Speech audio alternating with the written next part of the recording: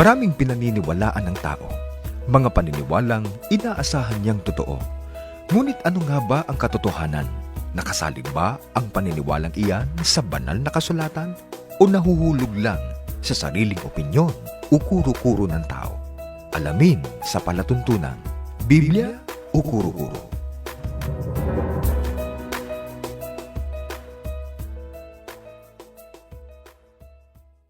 Muli po, welcome sa ating palatuntunan, Biblia o Kuro-Kuro. Muli niyo po kaming samahan sa may kalahating oras na pagtalakay. Ako po ang kapatid na Orly de Guzman, kasama po nating muli ang kapatid na Christian Cruz. Maraming salamat po, kapatid na Orly. Mga kaibigan, muli niyo po kaming samahan sa isang makabuluhang pagtalakay. Gaya ng alam mo, ang kuro-kuro, ang opinyon ng maraming tao, ang paglilingkod sa Diyos na ikaliligtas ay magagawa daw sa kahit anong relihiyon, kaanib ang tao. At sa anumang kaparaanan, basta ipinatutungkol sa ating Panginoon Diyos ang paglilingkod, nakatutugon na raw ang tao sa kanyang katutubong pananagutan na paglikuran ng Panginoon Diyos patungo sa kanyang kaligtasan. At ang kuro-kuro po nila ukol dyan, bunga po ng kanila pong maling paniniwala, maling akala, na kaya raw po tinatanggap ng Diyos ang anumang paglilingkod po na gawin ng tao. Sapagkat lahat naman daw po ay nilalang ng Diyos, katutubong pananagutan ng tao ang maglingkod, kaya kahit anong paglilingkod ay tatanggapin daw po ng Diyos. Doon sa kanila sinasabi, lahat ng tao ay nilalang ng Diyos. Tinatanggap natin yun. Nasa Biblia yun. Opo. Pero ang hindi nila alam kung ano ang naging sitwasyon ng tao. Opo. Kung bakit ang tao ay kailangan pang umalinsunod doon sa patakaran ng Diyos. Kung paano tatanggapin ang kanyang paglilingkod. Opo. Ano ba ang naging pagtrato ng Diyos sa lahat ng tao? At ano dahilan? Bakit nagkaganyan ang tao samantalang ang tao'y nilalang naman ng ating Panginoon Diyos? Ito po ang dahilan. Pakinggan ninyo mga kaibigan.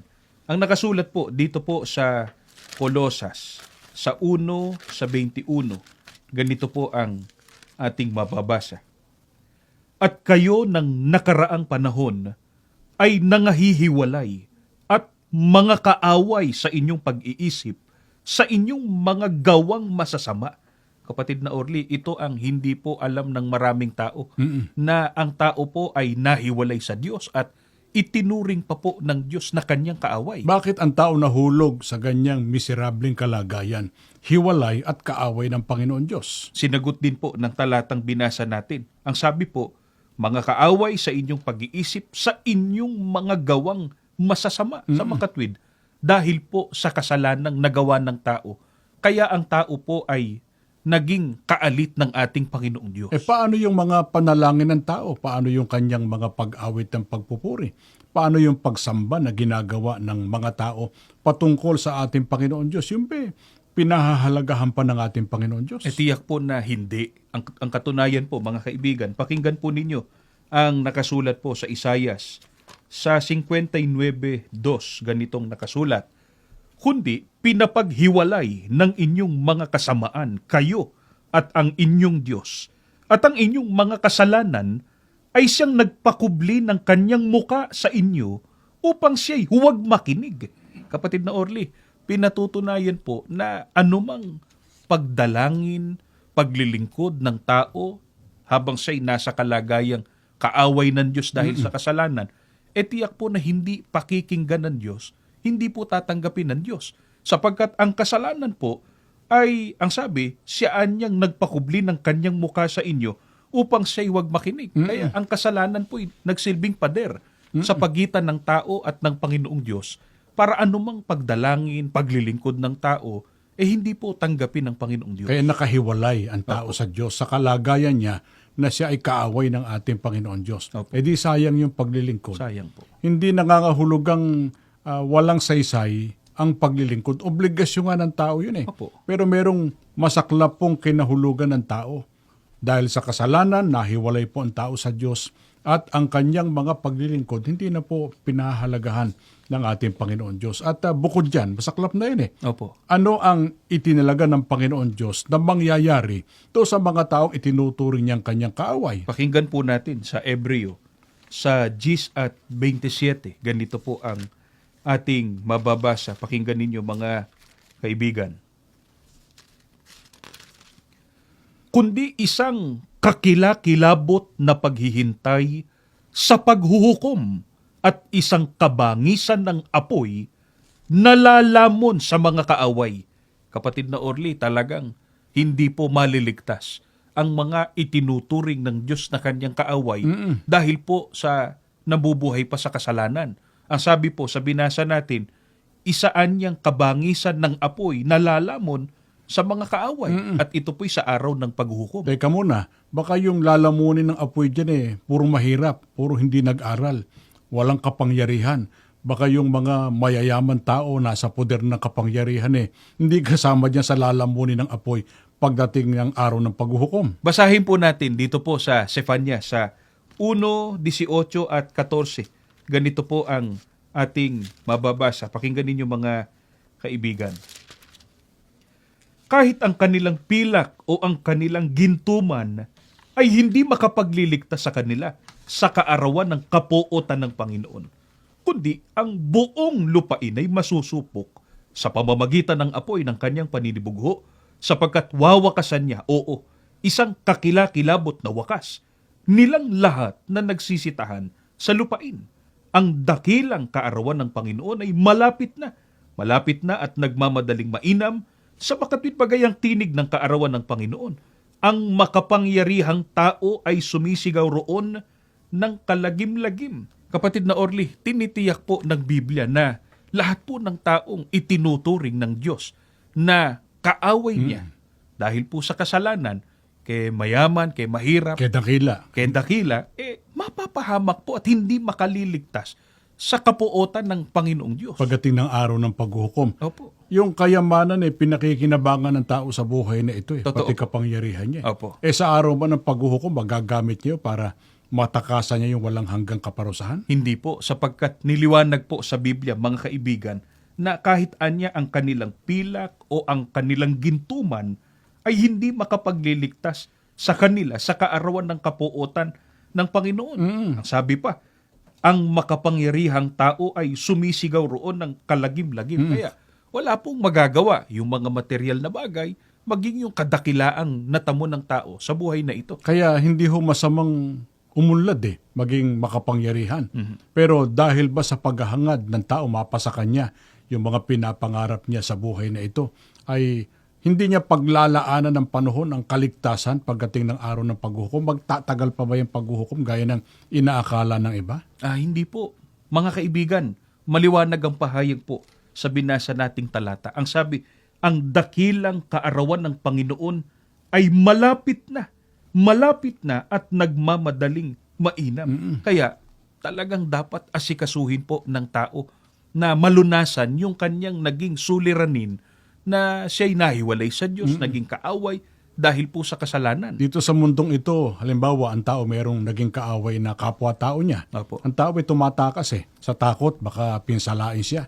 Sa paghuhukom ba, may matatakasan ng mga tao na itinuturing ng Diyos na kanyang kaaway? Pakinggan po natin ang nakasulat po dito po sa 2 Pedro sa 3:7 at 10, ganitong nakasulat. Ngunit ang sangkalangitan ngayon at ang lupa sa pamamagitan ng gayunding salita ay iningatang talaga sa apoy na itinataan sa araw ng paghuhukom at ng paglipol sa mga taong masama. Datapwat, darating ang araw ng Panginoon na gaya ng magnanakaw na ang sangkalangitan sa araw na yan ay mapaparam na kasabay ng malaking ugong at ang mga bagay sa langit ay mapupugnaw sa matinding init at ang lupa at ang mga gawang nasa lupa ay pawang masusunog. Kapatid na Orly, tiyak po na walang matatakasang dako ang tao para sa pag-iwas niya sa kapahamakang darating sa araw ng paghuhukom. Sapagkat ang sabi po sa binasa natin, pagdating ng paghuhukom, ang mga bagay niya sa langit ay mapupugnaw sa matinding init at ang lupa at ang mga gawang nasa lupa ay pawang masusunog. Malilipol lahat ng taong masama. Opo. Lahat ng taong nahiwalay at naging kaaway ng Diyos pagdating po ng araw ng paghuhukom. Kaya kung sa mundong ito, merong obligasyon ang tao halimbawa sa batas, nagagawa niyang makatakas, ilan lang naman yon. pagdating ng paghuhukom, walang pwedeng ang puntahan ng tao para makatakas siya.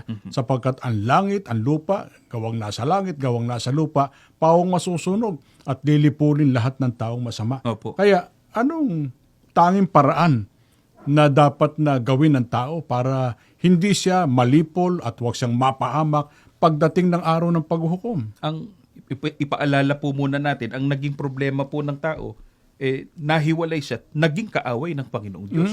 Ito po solusyon, mga kaibigan, para mawala po yung ganong masamang kalagayan. Ikalawang Korinto sa 5 sa 20. Ganito po ang ating mababasa.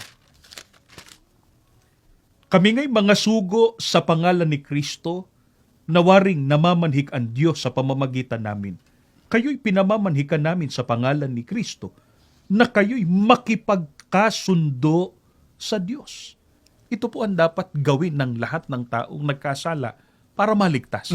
Kailangan pong makipagkasundo ang tao sa Panginoon Diyos. Kasi yung miserableng sitwasyon na kinakaharap ng tao, ang dahilan nga dyan nakaalit ng Diyos ang tao Nakaaway dahil ang tao ay lumabag. Opo. Sumway sa utos ng Diyos. Kaya walang ibang paraan kundi ang tao makipagkasundo sa ating Panginoon Diyos.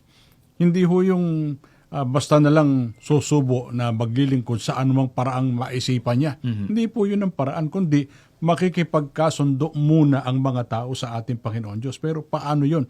Ano yung proseso na itinuturo sa atin ng Biblia na sa paraang yon, sa prosesong yon, magagawa na makasundo ng mga tao ang ating Panginoon Diyos. Pakinggan po natin ang nakasulat sa Efeso sa 2 at 16. Ganito po ang ating mababasa. At upang papagkasunduin silang dalawa sa isang katawan sa Diyos sa pamamagitan ng krus, na sa Kanya'y pinatay ang pagkakaalit. Kapatid na Orly, batay po sa mga talatang ito, para ang tao po ay makasundo ng ating Panginoong Diyos, kailangan munang magkasundo ang tao at ang Panginoong Hesukristo. Kaya sabi, upang papagkasunduin silang dalawa Opo. sa Diyos. Yung dalawa, mga taong nagkasala, Opo. tinuring na kaaway, at ang Panginoong Hesukristo. Saan ang dako ng kasunduan? Ang sabi, sa isang katawan. Kaya ang dako ng kasunduan, doon po sa katawang binabanggit ni Apostol Pablo. Na doon dapat na matipo ng mga tao. Opo. Doon niya makakasundo muna ang ating Panginoong Hesukristo para ang mga tao ay makasundo ng ating Panginoon Diyos. Ano ang ginawa ng Panginoong Hesukristo, kapatid na Christian, para makasundo ng ating Panginoon Diyos ang mga tao? Sa 2.15 po ng Efeso, pakinggan po ninyo, na inalis ang pagkakaalit sa pamamagitan ng kanyang laman, kahit kautusan na may mga batas, at ang palatuntunan upang sa dalawa ay lalangin sa kanyang sarili ang isang taong bago. Sa ganito'y ginagawa ang kapayapaan. Ito po ang ginawa ng Panginoong Hesukristo. Mulaan niya sa dalawa, nilalang ang isang taong bago. Kaya sabi, upang papagkasunduin silang dalawa Opo. sa Diyos. Kaya yung dalawa, yun yung nilalang ng ating Panginoong Hesukristo na isang taong bago. Opo. Ano ang nayari, kapatid na Christian, nang malalang ang isang taong bago? Ayun po, sa binasa natin, sa ganito'y ginagawa ang kapayapaan sa makatwid. Ito'y kapayapaan sa Panginoong Diyos. Hindi na po kaalit o kaaway ng ating Panginoong Diyos. Nawala na yung pagkakaalit. Tinatanggap na ng Diyos ang mga tao dahil doon sa paglalang na ginawa po ng ating Panginoong Hesukristo mula sa dalawa, isang taong bago. Opo. Alin yung dalawa? Ano kabalangkasan ng isang taong bago? Alin yung dalawa na ginawang isang taong bago? Pakinggan po natin ang pagtuturo pa rin ni Apostol Pablo. Kolosas sa 1:18, ganito po ang nakasulat. At siya ang ulo ng katawan sa makatwid bagay ng iglesia. Ang dalawa po na bumubuo sa isang taong bago ay ulo at katawan. Ang ulo ay ang ating Panginoong Hesukristo. Ang katawan po ay ang kanyang iglesia. Sa harap po ng Diyos, isang taong bago. Kaya ang mga taong kasundo ng Diyos, mga taong kaanib sa iglesia, Opo. na ang Pangulo ay ang ating Panginoong Hesukristo, yan ang proseso ng pagkakasundo na ang lumalang niyan ay ang ating Panginoong Hesukristo. Opo. Ano pangalan ng iglesia, kapatid na Christian? Nakatawan ng Panginoong Hesukristo, iglesia na kanyang pinangunguluhan. Pakinggan po natin ang nakasulat po sa Roma 16 at 16. Ganito po ang nakasulat, mga kaibigan. Pakinggan po ninyo. Magbatian kayo ng banal na halik. Lahat ng iglesia ni Kristo ay bumabati sa inyo. Ang pangalan po ng iglesyang pinangunguluhan ni Kristo ay iglesia ni Kristo. Kaya dito po, kaanib ang mga taong ipinakipagkasundo na sa ating Panginoon Hesukristo, meron na pong kapayapaan sa ating Panginoong Diyos. Yung mga kaalit, kaaway ng ating Panginoon Diyos, lalamunin ng apoy pagdating ng araw ng paghuhukom. Opo. Kung kasundo na yung mga tao sapagkat iglesia ni Kristo na, ano na ang kanilang kapalaran? Ay, pakinggan po ninyo mga kaibigan ang mababasa natin sa Biblia. Dito po sa Roma, sa 5, sa 9 hanggang 10. Ganito po ang ating mababasa. Roma 5, 9 hanggang 10. Lubha pa nga ngayong inaaring ganap sa pamamagitan ng kanyang dugo ay mangaliligtas tayo sa galit ng Diyos sa pamamagitan niya. Sapagkat kung noong tayo'y mga kaaway, ay pinakipagkasundo tayo sa Diyos sa pamamagitan ng kamatayan ng kanyang anak, lubha pa ngayong nangagkakasundo na, ay mangaliligtas tayo sa kanyang buhay. Kapatid na Orly, ang natitiyak po ng mga naging kasundo na ng Panginoong Diyos, sila po ay nakatitiyak na ng kaligtasan. Dating nagkasala bago umanib doon sa iglesyang katawan ng Panginoong Hesukristo. Ano naging kapalaran ng mga taong naging kaanib sa tunay na iglesia? Sila po ayon po sa Biblia ay mga inaring ganap sa pamamagitan ng kanyang dugo. Sabi, maliligtas sa galit ng Diyos. Yan sa araw ng paghuhukom. Kasi yun ang nakataan sa kaaway, kabangisan po ng apoy. Galit poot ng ating Panginoon Diyos dahil sa kasalanan. Nung maging kaanib sa iglesia, inaring ganap na. Kaaway pa ba, kapatid na Christian, ang trato sa kanila? Hindi na po, sapagkat dahil po sa ginawa ng Panginoon Hesukristo, ipinakipagkasundo na tayo sa Panginoong Diyos. Kaya yung dating masamang kalagayan po, bunga ng pagiging kaaway ng Diyos, hindi na ho ganon. Nasolusyonan na. Nasolusyonan na po at naging kasundo na ng ating Panginoon Diyos. Pero makakasundo ba ng tao ang Diyos, ng Diyos ang tao sa labas ng tunay na iglesia? Hindi po. Kaya meron pong ipinagagawa ang Panginoon Hesukristo para ang tao po ay maging kasundo ng Diyos at makatiyak po ng kaligtasan. Humanga lang ba sa iglesia? Sa tagumpay ng iglesyang kanilang nakikita sa mga aktibidad natin, meron kasing ganoon Ako hanga sa iglesia ang sisigla ng mga kaanib ninyo. Walang tigil ang inyong magpagtulong sa kapwa-tao. Mayroon kayong INC giving, meron kayong iba't ibang mga aktibidad para dumamay sa kapwa. Hanggang paghanga lang ba dapat gawin ng tao sa iglesia para siya ay makabahagi doon sa pangako ng Diyos sa iglesia ni Kristo? Hindi po. Una, salamat po dun sa nagpaparating ng paghanga, pagkilala sa mga achievements po ng iglesia ni Kristo. Pero hindi po sapat yun Kailangang sundin po ang ipinagagawa ng Panginoon Hesukristo para pumaligtas. Kung alin po yun, pakinggan ninyo ang nakasulat po dito po sa Juan, sa 10:7 at 9 ng Revised English Bible, sa pagkakaliwat na po sa ating wika. Muling ang sinabi sa kanila ni Jesus, katotohanan sinasabi ko sa inyo, ako ang pintuan ng mga tupa. Ako ang pintuan. Ang sinumang taong pumasok sa loob ng kawan sa pamamagitan ko ay maliligtas. Ayon po mismo sa pagtuturo ng tagapagligtas, ang Panginoon Hesukristo, ang sinumang taong pumasok sa loob ng kanyang kawan ay maliligtas. Yung banggit na sino man, meron bang pagtatangi doon na mayaman lang, edukado lang, yung hindi mayaman, yung hindi nag-aral diyan na lang kayo sa labas? Ganun ba, kapatid na Christian? Hindi po. Pag sinabi hong sino man, wala hong pinipili. Lahat po ng tao na naghahangad po ng kaligtasan, dapat sundin po ito para pumaligtas. Kasi lahat nangangailangan ng kaligtasan Opo. Kasi lahat po'y nagkasala maliban sa Panginoong Hesukristo. Kaya lahat, kay mayaman, kay dakila, kay hindi, ano man ang sitwasyon, sapagkat nagkasala, nangangailangan ng kaligtasan, pinapapasok ng ating Panginoong Hesukristo sa kanyang kawan. Teka muna, tungkol dyan sa kawan, naalala ko yung malimit sabihin ng ibang tagapangaral. Basta kawan, kahit anong relihiyon yan, kahit anong pangkati ng pananampalataya, naniniwala sa Panginoong Hesukristo, siya ang kinikilalang Panginoon, siya tagapagligtas, alam mahalaga ang kanyang dugo, kawanan ng ating Panginoong Hesukristo. Yun ba ay nakabatay sa katotohanan o kuro-kuro lang ng marami yun? Tiyak po na ang gayon po ay kuro-kuro lang po nila. Dahil sa Biblia po, mga kaibigan, maliwanag po kung alin ang kawan. Pakinggan po ninyo ang nakasulat po dito po sa Gawa sa 20:28 sa salin po ni Ginoong George M. Lamsa sa pagkakaliwat na po sa ating wika. Ingatan ninyo kung gayon ang inyong sarili at ang buong kawan. Narito hinirang kayo ng Espiritu Santo ng mga katiwala upang pakanin ang Iglesia ni Kristo na binili niya ng kanyang dugo. Ang kawan po, mga kaibigan, ay Iglesia ni Kristo. Kaya, kaanib po sa Iglesia ni Kristo ang mga taong sumunod sa ipinagagawa ni Kristo na ginarantyahan po niya ng kaligtasan. Kaya napakahalaga po ng Iglesia ni Kristo.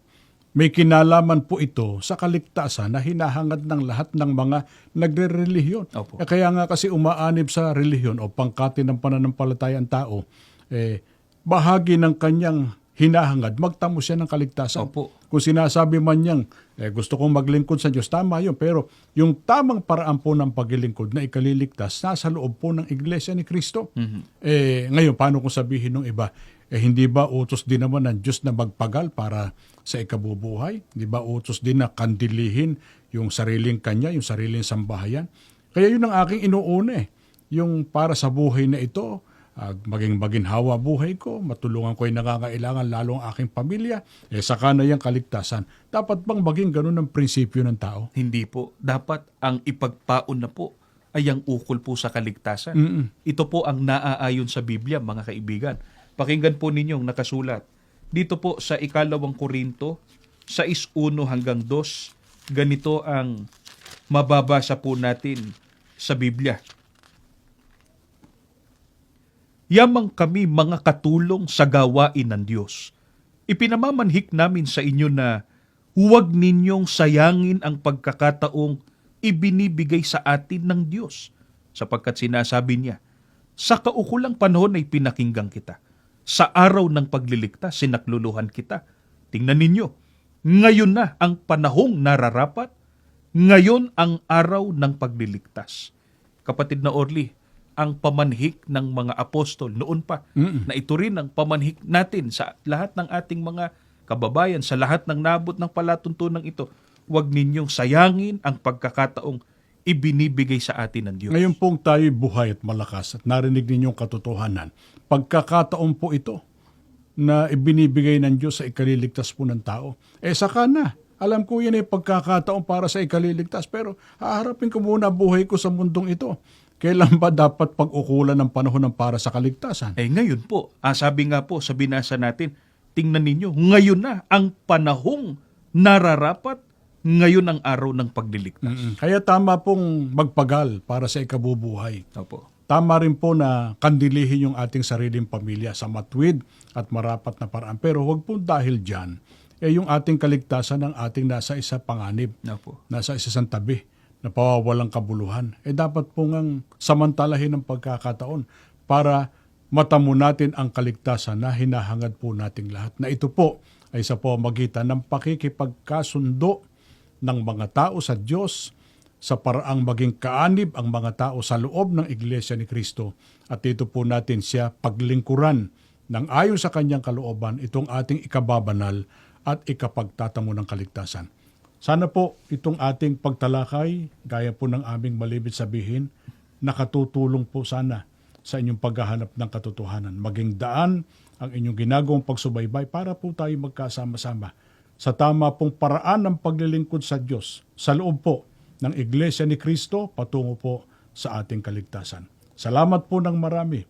Muli kaming nag-aanyaya, samahan niyo po kami sa pananalangin. Ama naming Diyos, maraming salamat po sa magandang pagkakataong ito na ibiniyaya muli sa amin. Amen. Muli mo pong ginamit ng kasangkapan ng palatuntunan ito upang makarating sa aming mga taga-subaybay ang iyong mga kalooban, Opo. mga katotohanan, upang maalis sa kalagayang kaaway mo Opo. at maging kasundo mo po Opo. sa paraang umanib sa loob ng Iglesia ni Kristo. Amen. Nawa po ang lahat ng naabot ng palatuntunang ito, magawa po nilang masunod ang iyong utos Opo. at wag nilang masayang ang pagkakataon ngayong may buhay at lakas pa, magawa po at maharap ang nauukol sa kanilang kaligtasan. Amen. Pagpalain mo po nawa ang palatuntunan Opo. ito, ang buong iglesia, Amen. lalong-lalo na po ang aming namamahala. Hiling po namin ng lahat sa pangalan po ni Jesus na amin pong tagapagligtas. Amen. Naway nakatulong kami sa inyong patuloy na pagsusuri. Nawa ay nasukat ninyo kung ang inyong pinaniniwalaan ay ayon ba sa Biblia o kuro-kuro lang ng tao. Maraming salamat po sa inyong pagsubaybay sa palatuntunan ito. Sumaatin nawang palagi ang pagpapala ng Panginoong Diyos.